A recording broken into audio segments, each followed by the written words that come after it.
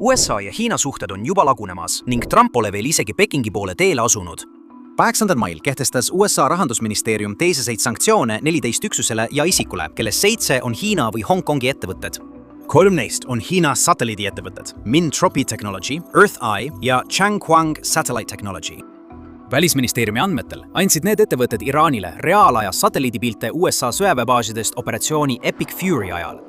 Teheran kasutas neid satelliidipilte Ameerika vägede sihtimiseks. Tegelikult kehtestati Changhuangile sanktsioonid juba 2023 aastal, kuna nad müüsid sihtimispilte Venemaa Wagneri grupile ja hiljem uuesti, kuna andsid pildimaterjali huhhidele, et rünnata USA sõjalaevu Punases meres.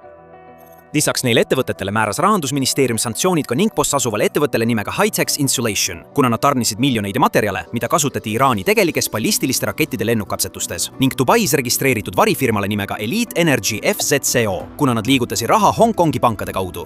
Aga ausalt öeldes halbim on alles ees.